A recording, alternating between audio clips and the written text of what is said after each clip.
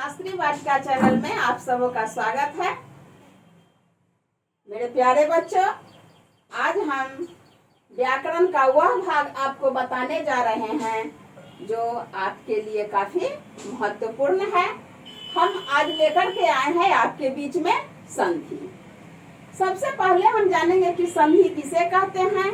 तो संधि एक से अधिक दो वर्णों के या दो से अधिक वर्णों के मेल से जो जुड़ाव उत्पन्न होता है और उससे जुड़ाव से जो विकार उत्पन्न होता है उसको हम संधि कहते हैं।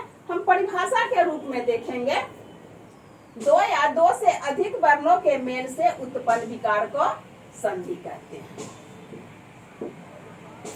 परिभाषा है इसका, दो या दो से अधिक वर्णों के मेल से उत्पन्न विकार को हम संधि कहते हैं। जैसे यहाँ पर हम देख रहे हैं, महाजोड़ आत्मा बराबर महात्मा। अब हम देखेंगे यहाँ कि ये महात्मा में कौन कौन वर्णों की संधि हुई है। तो महा आ और यहाँ आ मिल करके क्या हो गया, आ। संधि जब होती है तो पहले पद का अंतिम वर्ण और दूसरे पद का पहला वर्ण, यही दोनों का मेल होता है और इससे जो नया विकार उत्पन्न होता है संधि कहलाता है। ये संधि तीन प्रकार के होते हैं, स्वर संधि, व्यंजन संधि और विसर्ग संधि। संधि कितने प्रकार के होते हैं? तीन प्रकार के, स्वर संधि, व्यंजन संधि और विसर्ग संधि। अब सबसे पहले हम जानेंगे कि स्वर संधि हम किसे कहते हैं। स्वर संधि किसे कहते हैं? तो स्वर संधि का परिभाषा है, दो स्वर वर्णों के मेल से उत्पन्न विकार स्वर वर्ण होते हैं। दो स्वर वर्णों के मेल से उत्पन्न विकार स्वर वर्ण होते हैं। जैसे महाजोड़ आत्मा, महात्मा। इसमें अब हम देखेंगे पहले पद में आ और दूसरे पद के पहले पद के अंतिम में आ और दूसरे पद के पहले वर्ण में आ और आ मिलकर के यहाँ क्या हुआ, आ हुआ। यही विकार उत्पन्न हुआ। जो विकार उत्पन्न हुआ वह भी स्वर वर्ण ही है। आगे फिर हम देखेंगे गणेश। गणेश तो गण जोड़ ईश। अब हम इसमें देखते हैं कि गण का अ, पहले पद का दूसरा वर्ण अ और दूसरे पद का पहला वर्ण ई। अ और ई के मेल से यहाँ ए वर्ण उत्पन्न हुआ। ए क्या है? स्वर संधि। फिर आगे देखेंगे पुस्तक जोड़ आलया, पुस्तकालय। पुस्तक का अ और आलया का आ, ये दोनों वर्ण के मेल से उत्पन्न विकार आ हुए, पुस्तकालय। इस प्रकार से ये स्वर संधि को हम परिभाषित करते हैं। अब हम स्वर संधि के बारे में आगे विस्तार से जानेंगे कि ये स्वर संधि कितने प्रकार के होते हैं। तो ये स्वर संधि 5 प्रकार के होते हैं। कौन कौन? यन संधि, गुण संधि, वृद्धि संधि, दीर्घ संधि और अयादि संधि। हम याद रखेंगे ये संधि कितने प्रकार के होते हैं। तो 5 प्रकार के। कौन कौन? यन संधि, गुण संधि, वृद्धि संधि, दीर्घ संधि और अयादि संधि। अब हम इस संधि को सूत्र के रूप में पढ़ेंगे, क्योंकि हम संस्कृत विषय से इसकी तैयारी कर रहे हैं। संस्कृत विषय में जब परीक्षा में आपको पूछेगा तो सूत्र के अनुसार ही पूछेगा, यन संधि करके नहीं देगा। यन संधि, गुण संधि करके आपको कोई भी प्रश्न नहीं आ सकता है। प्रश्न जब आएगा तो सूत्र के रूप में आएगा। यन संधि का सूत्र क्या है? इको यानाची सूत्र। यन संधि का सूत्र है इको यानाची सूत्र। अब देख रहे हैं यहाँ कि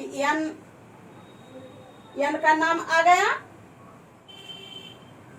इसको हम परिभाषित करेंगे, हर्ष ई, हर्ष उ, हर्ष री एवं हर्ष ली के बाद यदि अस्वर्ण का मतलब होता है उसी वर्ण को छोड़कर अ, आ, ए, ऐ, ओ एवं औ वर्ण रहते हैं तो उनके स्थान पर क्रमशः ए हर्ष ई का य में परिवर्तन, हर्ष ई का य में परिवर्तन, ए हर्ष उ का व में परिवर्तन, हर्ष री का री में परिवर्तन, हर्ष री का र में परिवर्तन और हर्ष ली का ल में परिवर्तन हो जाता है।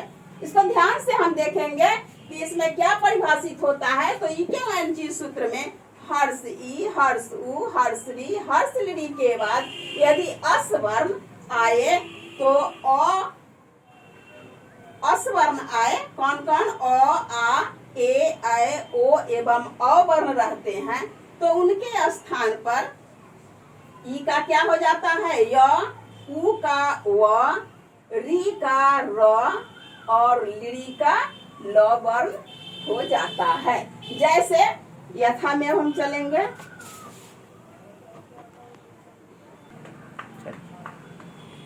यथा इति जोड़ आदि बराबर इत्यादि। अब इसमें हम देखेंगे कि इति जोड़ आदि इत्यादि देख रहे हैं। जो यहाँ हर्ष ई के बाद आ आया, हर्ष ई का यहाँ य में परिवर्तन हो गया, य में परिवर्तन हो गया, हर्ष ई का य में परिवर्तन। स्पष्ट रूप से हम देखेंगे कि यहाँ हर्ष ई का क्या हो रहा है तो य में परिवर्तन हो जा रहा है, क्योंकि सूत्र में ही दिया है कि हर्ष ई का य में परिवर्तन, हर्ष उ का व में परिवर्तन, हर्ष री का र में परिवर्तन और हर्ष ली का ल में परिवर्तन। फिर यहाँ हम देखते हैं यदि जोड़ आया, यदि जोड़ अभी,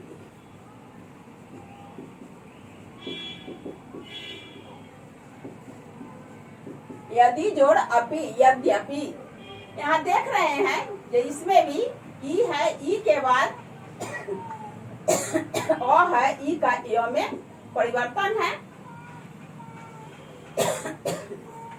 बी जोड़ अवस्था व्यवस्था, इसमें भी वही बात है, हर्ष ई के बाद अ है और हर्ष ई का य में परिवर्तन है।